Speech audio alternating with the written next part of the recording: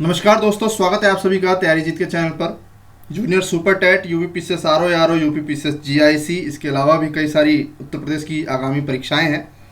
Corona की स्थिति हल होते ही जो है ये सारे एग्ज़ाम्स जो है कंडक्ट होंगे। आज के इस टेस्ट में जीएस के कुल 50 प्रश्न हैं। प्रश्नों को हल करें, प्रश्नों का फॉर्मेट देखें, किस तरीके से प्रश्न जो है आपसे पूछे जा सकते हैं और हल करने की कोशिश करें। कमेंट करके अवश्य बताएं कितने प्रश्न आपके सही हुए।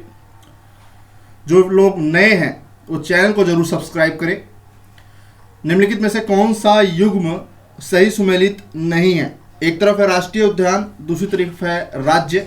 दाचीगम जम्मू कश्मीर, दुधवा उत्तर प्रदेश, पेरियार तमिलनाडु, कीवल लामजाओ मणिपुर। तो यहाँ पर पहले का क्या होगा? पेरियार जो है वो सही सुमेल नहीं है, पेरियार केरल में है। दाचीगम हंगुल हिरण के लिए फेमस है, जम्मू कश्मीर में। दुधवा उत्तर प्रदेश में एक टाइगर रिजर्व है। कीबुल लामजाओ मणिपुर में है। भारत के निम्नलिखित क्षेत्रों में से कौन सा क्षेत्र जैव विविधता की दृष्टि से समृद्ध हॉटस्पॉट जहां पर सदाबहार वर्षावन, उष्णकटिबंधीय सदाबहार वन पाए जाते हैं। 200 सेमी से अधिक वर्षा होती है हमारे दक्षिण पश्चिम मानसून के द्वारा। तो पूछा है कि हॉट स्पॉट कौन सा है। दूसरे का यहाँ पे पश्चिमी घाट भी है, इंडो बर्मा यानी कि पूर्वोत्तर भारत की बात हो रही है। सुंडालैंड यानी कि अंडमान निकोबार द्वीप समूह के हिस्से की बात हो रही है। तो इस हिसाब से तीनों ही हैं, ऑप्शन डी। एनवायरनमेंट का क्वेश्चन है, ये बार बार पूछा जाता है। और पूर्णतः भारत में अगर देखा जाए तो पश्चिमी घाट और पूर्वोत्तर भारत जो है 2 पश्चिमी घाट है, लेकिन इस प्रश्न के हिसाब से यहाँ पे तीनों ही हो जाएंगे। क्योटो प्रोटोकॉल 1997 में लाया गया था। पूछा गया है कि क्योटो प्रोटोकॉल एक अंतर्राष्ट्रीय समझौता है जो संबंधित है हरित गृह गैसों के उत्सर्जन में कमी लाने से, ओजोन परत के संरक्षण से, अवैध वन्य जीव व्यापार पर रोक लगाने से। अब देखिए यहाँ पर क्योटो प्रोटोकॉल दिया हुआ है, मॉन्ट्रियल प्रोटोकॉल भी दे सकता था। इसके अलावा CITIES साइट्स जो है वो भी दे सकता था। तो तीनों ही मैं बता देता हूँ। क्योटो प्रोटोकॉल 1997 में लाया गया था कार्बन उत्सर्जन में कमी लाने को लेकर के। कार्बन उत्सर्जन यानी कि ग्रीन हाउस गैसेस के उत्सर्जन में कमी लाने के लिए। यहाँ पे तीसरे का हो जाएगा ऑप्शन ए। मॉन्ट्रियल प्रोटोकॉल जो है लाया गया था ओजोन लेयर में जो छेद करने वाले हैलोजन गैसेस हैं, क्लोरोफ्लोरोकार्बन्स, उसको नियंत्रण में लाने के लिए, याद रखिएगा। साइट्स जो है लाया गया था अवैध वन्य जीव व्यापार पर रोक लगाने से। इस तरह के प्रश्न जो है पूछे जा सकते हैं। आगुलहास भूगोल का प्रश्न है ये। आगुलहास धारा के संदर्भ में निम्नलिखित कथनों पर विचार करें। यह हिंद महासागर की एक ठंडी जलधारा है। यह पश्चिमी ऑस्ट्रेलिया के तट पर प्रवाहित होती है। तो चौथे दोनों ही गलत है। ये एक गर्म जलधारा है, हिंद महासागर की गर्म जलधारा, और इसका संबंध पश्चिमी ऑस्ट्रेलिया से नहीं है। डी, ना तो 1 ना तो 2।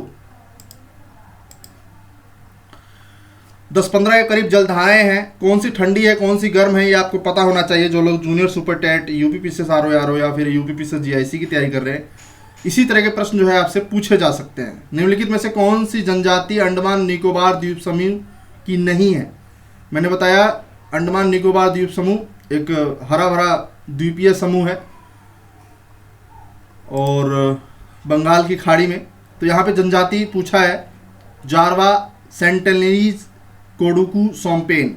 तो पांचवे का जारवा और सोम्पेन और सेंटिनलीज, ये दो काफ़ी खतरनाक द्वीप है और यहाँ पर प्रतिबंध भी है किसी भी व्यक्ति का जाने का। कोडोकू इसमें नहीं है, ऑप्शन डी। पांचवे का हो जाएगा ऑप्शन डी। भारत में सबसे अधिक वर्षा किस मानसून से होती है? प्रश्न कई बार पूछा है, बहुत ही बेसिक प्रश्न है, गलत नहीं होना चाहिए। दक्षिण पश्चिम मानसून, याद रखिएगा।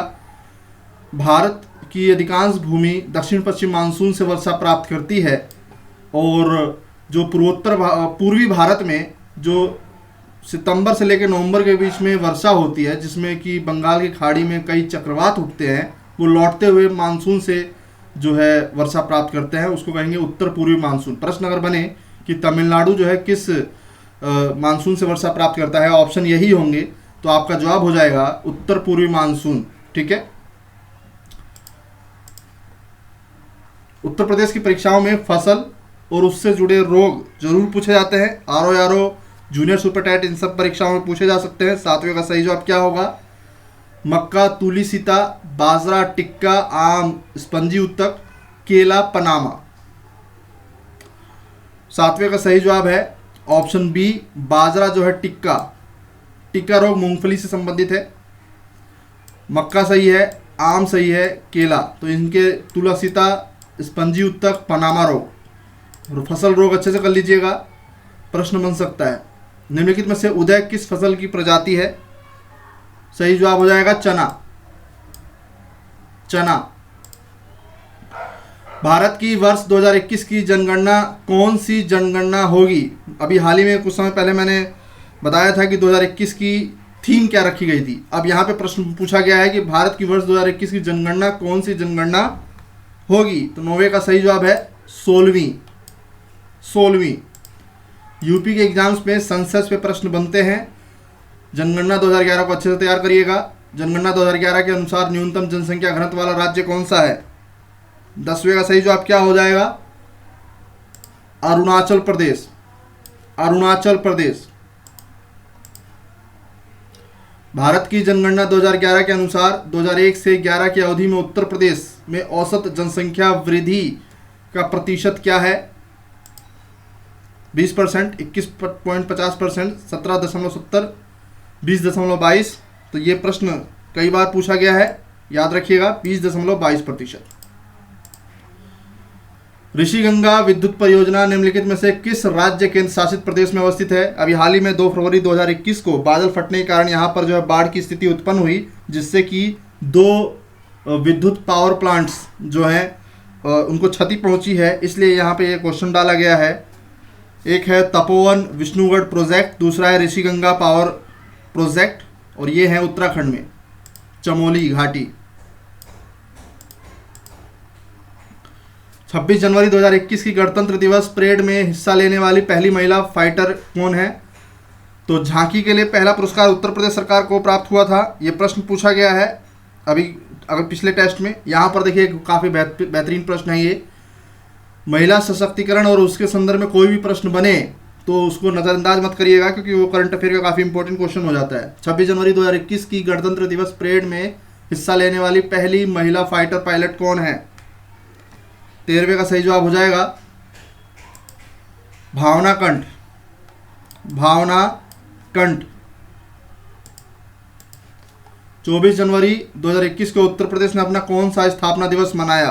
काफ़ी इंपॉर्टेंट प्रश्न जो है। उत्तर प्रदेश इस दिन किसान दिवस भी मनाती है यूपी में।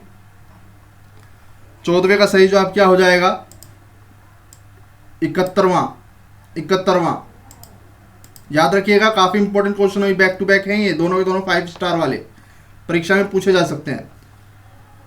20 जनवरी 2021 को जो बाइडेन ने संयुक्त राज्य अमेरिका के किस राष्ट्रपति के रूप में शपथ ली? Time's person of the year भी थे पिछले साल ये, कमला हैरिस के साथ संयुक्त रूप से। यहाँ पे पूछा है कि कौन से राष्ट्रपति के रूप में शपथ लिए। करंट अफेयर में मैंने कराया हुआ है ये प्रश्न, और यहाँ पे पूछा गया है। 15वें का सही जवाब हो जाएगा 46वें। अमेरिका दुनिया का सबसे शक्तिशाली देश है, और इस देश का जब राष्ट्रपति नया जब भी बनता है उसमें प्रश्न जरूर बनता है। डोनाल्ड ट्रंप जब बने थे तो ये यूपी के एग्जाम्स में पूछा गया था प्रश्न, तो यहाँ पर इनका क्रम संख्या आपसे पूछा जा सकता है। हाल ही में 20 जनवरी 2021 को इन्होंने ऑफिशियली शपथ लेके जो है राष्ट्रपति का पद संभाला, तो 46वां क्रम है ये, 46वें राष्ट्रपति हैं अमेरिका के। संयुक्त राष्ट्र द्वारा पहली बार अंतर्राष्ट्रीय महिला दिवस का आयोजन किस वर्ष किया गया? 16वें का सही जवाब हो जाएगा 1975। इस साल कोविड को लेकर के महिलाओं का थीम रखा गया। मैं बता चुका हूं, करंट में क्वेश्चन इंपॉर्टेंट है, याद रखिएगा। 8 मार्च को हर साल संयुक्त राष्ट्र द्वारा जो है अंतर्राष्ट्रीय महिला दिवस मनाया जाता है। इसके अलावा एक बैंक द्वारा जो है महिला सशक्तिकरण के संदर्भ में काफ़ी बड़ा कार्यक्रम भी चलाया जा रहा है। इन पर करंट अफेयर के क्वेश्चन हम देख चुके हैं। 17वें का सही जवाब क्या हो जाएगा? मैत्री सेतु का निर्माण किस नदी पर किया गया है? करंट का क्वेश्चन है। 17वें का सही जवाब हो जाएगा फेनी नदी। फेनी नदी मैत्री सेतु, भारत बांग्लादेश। करंट के लिए आप हमारे करंट अफेयर की प्लेलिस्ट देख सकते हैं। जो लोग नए हैं, करंट क्वेश्चंस को अच्छे से तैयार करिएगा। काफ़ी बेहतरीन प्रश्नों का कलेक्शन जो है डाला गया है उस प्लेलिस्ट में। पॉलिटी का प्रश्न है, एक तरफ है संविधान का भाग और दूसरी तरफ है उससे संबंधित विषय। भाग 4 क, भाग 9, भाग 14 और भाग 9। प्रश्न संख्या 18, 18वें का सही जवाब क्या होगा? ध्यान से देखिए। तो भाग 4 का ये आपका सुमेल होगा मौलिक कर्तव्य से। उसके बाद भाग 9 ख ये आपका सुमेल होगा सहकारी समितियों से। भाग 14 का ये आपका सुमेल होगा अधिकरण से। और भाग 9 ये आपका जो है सुमेल होगा पंचायत से। पहला राज्य राजस्थान नागौर से जो है पंचायती राज व्यवस्था शुरू हुई। बलवंत राय मेहता समिति की सिफारिश पर पंचायती राज व्यवस्था पर अक्सर प्रश्न बनता है, यहाँ पर पूछ भी लिया है। निम्नलिखित में से किस समिति ने ग्रामीण क्षेत्रों में त्रिस्तरीय पंचायत प्रणाली का सुझाव दिया था? बलवंत राय मेहता समिति, सबको पता होना चाहिए। लेकिन एक प्रश्न पूछा जाता है कि किस समिति ने 2 स्तरीय, पूरे देश में त्रिस्तरीय पंचायती राज व्यवस्था लागू है इस समय, लेकिन 2 स्तरीय पंचायती राज व्यवस्था कहाँ पर माफी किसने सिफारिश की थी? तो वो है अशोक मेहता समिति। अशोक मेहता समिति ने 2 स्तरों पर पंचायती राज व्यवस्था की सिफारिश की थी जो मानी नहीं गई। बलवंत राय मेहता समिति की रिकमेंडेशन को माना गया। और यहाँ पर ये चारों समितियाँ जो हैं पंचायती राज व्यवस्था से संबंधित है। ये भी प्रश्न पूछ लेता है कि कौन सी समिति पंचायती राज व्यवस्था से जुड़ी हुई नहीं है, ये प्रश्न पूछ लेता है। तो बलवंत राय मेहता समिति, लक्ष्मीमल सिंघवी समिति, अशोक मेहता समिति, पीके थुंगन समिति, ये चारों ही समितियों के नाम याद कर लीजिएगा। ये चारों ही पंचायती राज व्यवस्था से संबंधित है। ठीक है, सबने कुछ ना कुछ अपनी राय दी थी पंचायती राज व्यवस्था पर। चलिए अगला प्रश्न है, निम्नलिखित में से कौन सी विशेषता भारतीय राजनीतिक व्यवस्था की नहीं है? लोकतंत्रात्मक सरकार, संसदात्मक सरकार, गणतंत्रात्मक सरकार, अध्यक्षात्मक सरकार। काफ़ी बेसिक क्वेश्चन, एनसीईआरटी बेस्ड और लक्ष्मीकांत की बुक में भी मिल जाएगा। जिस सरकार का, जिस देश का प्रमुख चुना जाता है वहाँ गणतंत्रात्मक सरकार होती है। जैसे कि हमारे देश का राष्ट्रपति जो है चुना जाता है, तो ये गणतंत्रात्मक सरकार भी है। जनता द्वारा जो है सरकार चुनी जाती है, तो हमारे देश में लोकतंत्रात्मक सरकार भी है। संसद भी है हमारे देश में, लेकिन अध्यक्षात्मक सरकार जो है वो अमेरिका में है। ठीक है, अमेरिका में। तो यहाँ पे डी जो है अमेरिका में इस प्रकार की सरकार पाई जाती है। ठीक है, हमारे देश में राष्ट्रपति जो है चुना जाता है और उसकी उतनी ज़्यादा महत्वता नहीं होती है, लेकिन अमेरिका में जो है काफ़ी स्ट्रॉन्ग पोजीशन पे रहता है राष्ट्रपति। 20वें का ऑप्शन डी है यहाँ पे। ठीक है, चलिए अगला प्रश्न जो है, भारत के राष्ट्रपति पर महाभियोग लगाने की प्रक्रिया का उल्लेख निम्नलिखित में से किस अनुच्छेद में किया गया है? 21वें का सही जवाब हो जाएगा। भारत के राष्ट्रपति पर महाभियोग की प्रक्रिया काफी कठिन प्रक्रिया है। ऑप्शन सी, अनुच्छेद 61। निम्नलिखित में से कौन सी एक संविधानेतर संस्था है? संविधानेतर संस्था का मतलब ये होता है कि जिस संस्था का उल्लेख भारत के संविधान में नहीं है वो संविधानेतर संस्था है, यानी कि संविधान से इतर संस्था कहलाती है। तो वित्त आयोग 280, अंतर्राज्यीय परिषद 263, संघ लोक सेवा 315। तो यहाँ पे तीनों ही जो है संविधान का हिस्सा है, मतलब संविधान में वर्णित है। तो ये संस्थाएं जो हैं संविधान की संस्था हैं। तो यहाँ पे डी हो जाएगा। 22वें का ऑप्शन डी, संविधानेतर कोई भी नहीं है इनमें से। याद रखिएगा, संविधानेतर की बात हो रही है तो इसका मतलब संविधान से इतर, जिसका वर्णन संविधान में नहीं है, ऐसी संस्था को संविधानेतर कहा जाता है। उदाहरण के रूप में नीति आयोग, नीति आयोग एक संविधानेतर संस्था है। यहाँ पे अगर ऑप्शन में नीति आयोग दे देता तो आप उसको टिक करते। ठीक है, नाबार्ड दे देता उसको टिक करते, क्योंकि ये सरकार द्वारा बनाया गया है संसद की पहल पर। चलिए, विधान परिषद किसी साधारण विधेयक को अधिकतम कितनी अवधि तक रोक सकती है? 23वें का सही जवाब है 4 माह। विधान परिषद किसी साधारण विधेयक को अधिकतम कितनी अवधि तक रोक सकती है? 4 माह। 23वें का ऑप्शन सी हो जाएगा। भारत में राष्ट्रीय आपातकाल की घोषणा निम्नलिखित में से किस आधार पर नहीं की जा सकती? बाह्य आक्रमण, सशस्त्र विद्रोह, युद्ध, आंतरिक अशांति। 24वें का सही जवाब हो जाएगा आंतरिक अशांति के आधार पर। 3 बातों का उल्लेख किया गया है, चौथी बात के आधार पर जो है राष्ट्रीय आपातकाल घोषित नहीं की जा सकती है। लक्ष्मीकांत की बुक में मिल जाएगा आपको, ये एनसीईआरटी में भी मिल जाएगा। जननांकीय संक्रमण सिद्धांत के अनुसार किस चरण में अर्थव्यवस्था में तीव्र विकास की गति के कारण महिलाओं की दशा में सुधार होता है? 25वें का सही जवाब हो जाएगा तीसरे चरण में।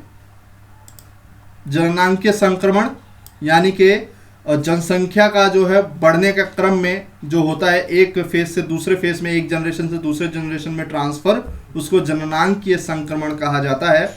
और यहाँ पर तीसरे चरण के अंदर जो है महिलाओं की दशा में सुधार होगा, क्योंकि अर्थव्यवस्था में सुधार होता है। और ये जो तीसरा चरण है ये वैश्वीकरण से जुड़ा हुआ है। वैश्वीकरण में महिलाओं को जो है अधिक शक्ति प्राप्त होती है, उनको बाहर निकलने की छूट है। स्ट्रैटेजी फॉर न्यू इंडिया के लिए विकास की मध्यावधिक रणनीति बनाई गई है, जिसमें लक्ष्य रखा गया है। 26वें का हो जाएगा 7 वर्षीय रणनीति फ्रेमवर्क। ए, भारत की पहली औद्योगिक नीति कब लागू हुई थी? ये रिपीटेड प्रश्न है, पूछा गया प्रश्न है ये। 1948।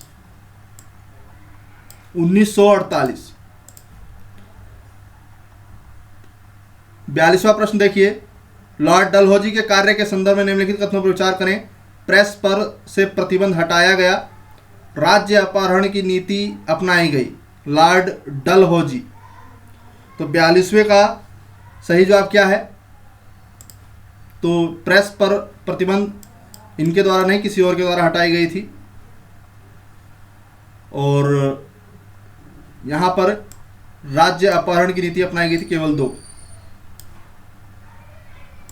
लॉर्ड रिपन के द्वारा जो है शायद प्रेस पर से प्रतिबंध हटाया गया था। अगला प्रश्न देखते हैं।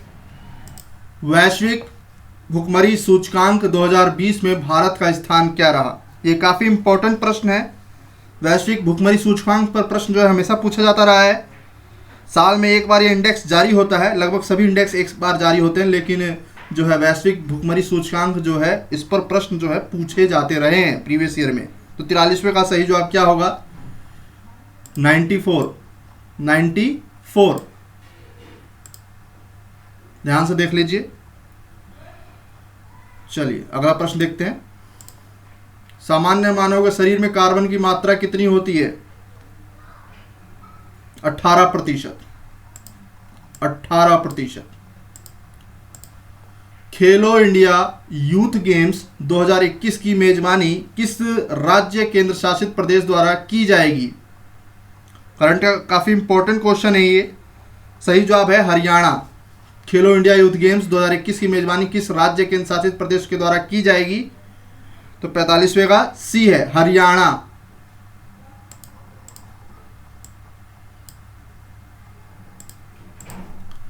यदि किसी कूट भाषा में हाउस को FQSUC लिखा जाता है तो उसी कूट भाषा में चेयर को क्या लिखा जाएगा? 46वें का यहाँ पे सही जवाब है D, AJYKP। अब यहाँ पे देखिए ऑड बताना है। उद्देशिका संविधान से संबंधित है, ठीक उसी तरीके से कौन सा जो है सही बैठेगा। जिस तरीके से उद्देशिका संविधान का हिस्सा है, शब्द शब्दकोश का, विषय वस्तु पत्रिका का, स्पष्टीकरण कविता का, प्रस्तावना पुस्तक का। तो 47वें का सही जवाब क्या हो जाएगा? 47वें का डी है, प्रस्तावना पुस्तक।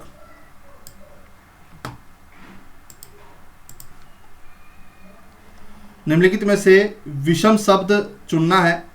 85, 136, 34, 85, 102, 153, 63, 102। इसमें से विषम संख्या कौन सी है? सही जवाब हो जाएगा ऑप्शन डी, 63, 162। आरओ में रीजनिंग के क्वेश्चन भी पूछे जाएंगे। किसी घड़ी में 7:30 बजे हैं, यदि मिनट की सुई पश्चिम दिशा को दिखा रही है तो घंटे की सुई किस दिशा को दिखाएगी? उत्तर पश्चिम, उत्तर पश्चिम।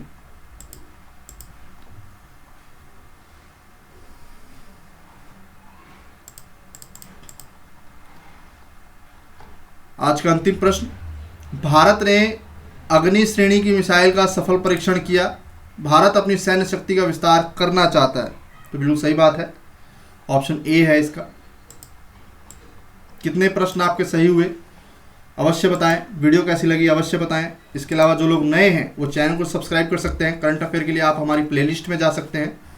मिलते हैं अगले वीडियो में, तब तक के लिए नमस्कार, धन्यवाद।